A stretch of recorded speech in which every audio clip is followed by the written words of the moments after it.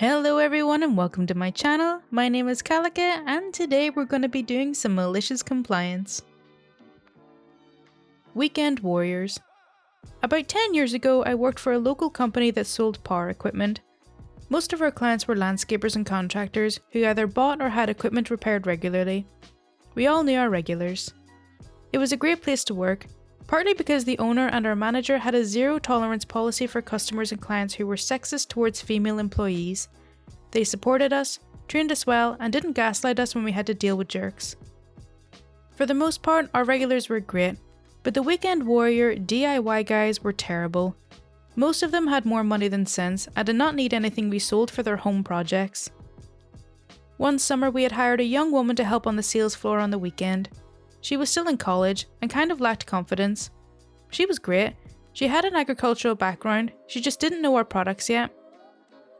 One Saturday morning she got stuck with a Weekend Warrior who wanted to buy a mower. He was looking at something ridiculous, a commercial grade zero-turn hustler with a 54-inch deck. He was not mowing acreage, he did not have a farm, he lived in the suburbs. She took him outside to show him some of the mowers and before long we could hear him yelling. The manager hurried outside. I was working on a special order when she came back into the store trying not to angry cry. The owner told her to take a break. The manager finished the sale and the man then had to go somewhere else to buy a trailer to haul it home because he hadn't planned for that part. When the dust had settled, I asked the manager what happened. He said the man started yelling and calling her a dumb witch because she didn't know how to turn on the mower and had offered to go get someone else. The fact that he was asking the question indicated he also didn't know how to turn on the mower. I'm no longer shocked at the number of people who will drop thousands of dollars on things they don't know how to use.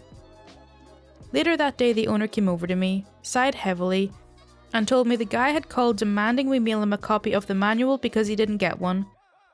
All of the manuals and links to repairs and parts for all the products we sold were on our website, but no, he wanted a hard copy because he had already been insulted enough and he shouldn't have to find it himself. When I brought up the manual, it was 90 pages long, 45 pages in English, 45 pages in Spanish.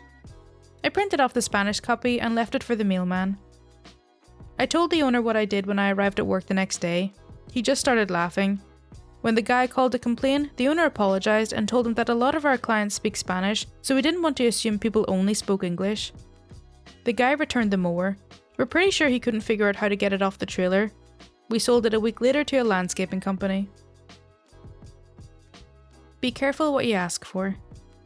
This happened nearly 10 years ago, and it was not malicious compliance on my part, but I did carry it out. I work in the IT field, and one of my clients was in litigation over something that I had never cared to commit to memory. Well, they call me over and say they must produce emails from present day back like 5 years. So I'm thinking I have the emails, cool. I'll export it and send it over via an external drive. Nope. The client reads the summons and it states printed, floppy drive, disk drive, flash drive, or external hard drive. Miss Owner says I want to send them printed copies. I explain the volume of paper it will take, and she says to print them. Okay, I'll export them to a printable format and then show Jack, not his real name, how to print the emails. No sir, I want you to do it. Jack's time is too valuable to the company. I'm like, okay. You do understand my hourly rate is way more than Jack's hourly rate? She acknowledged this, so I go, yes ma'am. I grab the client's credit card and purchase some software to export the volume of emails required and convert them to a format that's easily printed. No need for me to work harder than needed. This company has a habit of carbon copying everyone in the team each email, and if there are attachments, that attachment is copied in each email and reply. Some emails had dozens and dozens of attachments. Another habit was not using subject lines, which irked me to the point I had a mail rule set that any emails to me were marked as read and deleted if there was an empty subject line. Then an auto reply stating what was done with the email. So back to the malicious compliance. I spent a couple of days exporting emails from a dozen or so employees. Then I started the conversion process. On about day 3, I start printing. I tried to keep things sorted, but that was just mind-blowing. The email threads with all the attachments had me going in circles. I give Miss Owner an update, and she calls her legal representation. She calls me back to her office and says, OP, the summons did not say that the information had to be sorted, stapled, or labelled on our part, so print. Yes, ma'am. I go back to the office I had commandeered and continue printing. I quickly found that if I load all 5 printer trays with paper, I can select a couple of 100 emails and send them to the printer. This gave me time to walk around or surf the internet.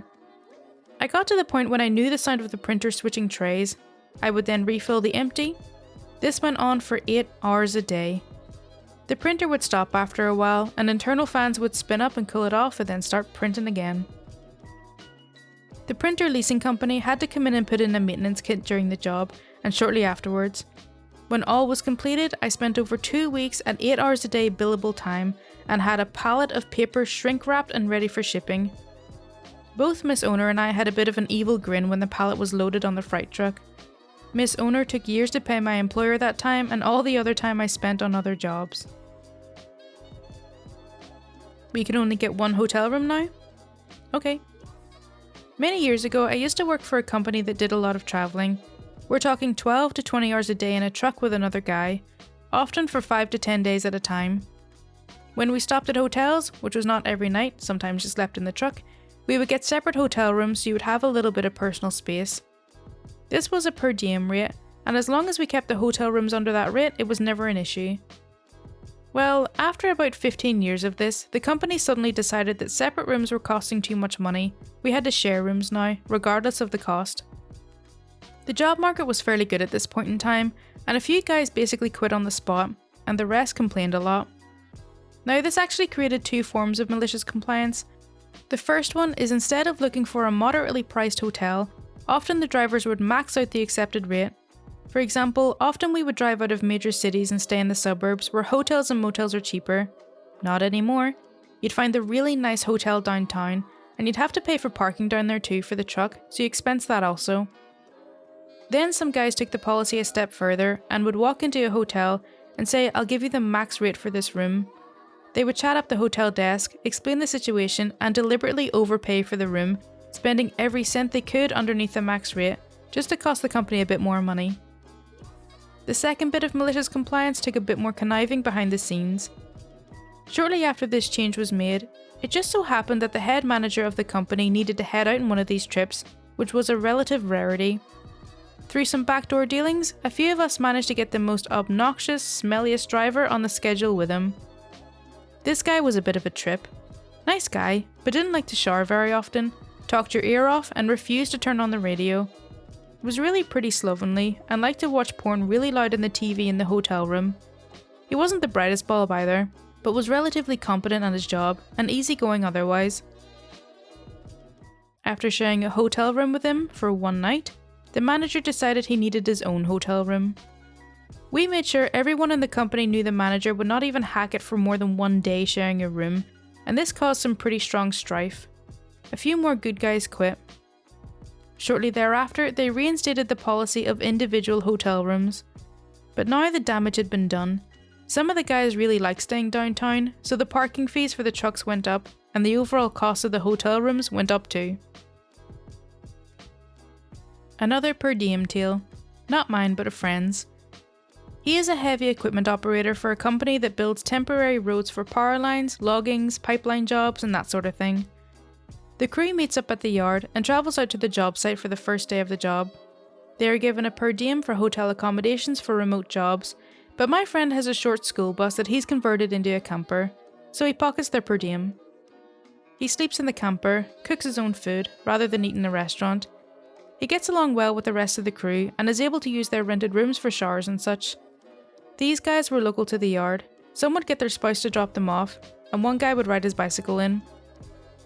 As time went on, the company depended on him to transport a handful of crew members from the yard to the site, from the site back to the hotel, and the next morning from the hotel to the site. His converted bus still had a row of seats, so 4 people sat there and another in the passenger seat, with their luggage piled in the back. Some a-hole administrator chewed him out for pocketing the per diem and sleeping in the camper, and told him that he must rent a hotel room if he was to receive the per diem. So, the next job, he shows up at the yard in his Honda Civic. They have their meeting, and it's time to roll, except the Civic has his gear and luggage in the back with the seats folded down. There's no room, and there's 5 guys standing there, with no transportation. The foreman asks him what the hell is going on, and my buddy explained that since he's been told not to stay in the camper, he doesn't see any reason to pay the extra gas to drive it to the site. The foreman finds out which penny pincher lit my friend up and calls the project manager and asks him how exactly Mr. Penny Pincher plans to cover the cost of getting the crews to the job site. The project manager authorizes the foreman to go and rent an SUV and then blast Mr. Penny Pincher. The SUV is a couple of $100 a day, plus mileage. The crew is late to the first day on the job, but that wasn't the big problem. This is a construction job in the boonies, and the crew that piled into their SUV daily were filthy. When they returned the rental SUV, they were hit with an exorbitant cleaning fee. The next job, foreman told my friend that he was now okay to sleep in his camper and pocket the per diem. My friend said that he rather liked staying in the hotel room, and he was fine with it, but since he was saving the company the cost of the rental SUV, if they bumped his per diem up, he'd be happy to chauffeur the crew. And they did.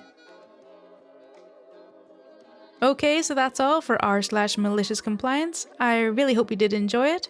As always, if you do want to see more content like this, then please do subscribe. Any support is greatly appreciated. Thank you so much for watching. Bye!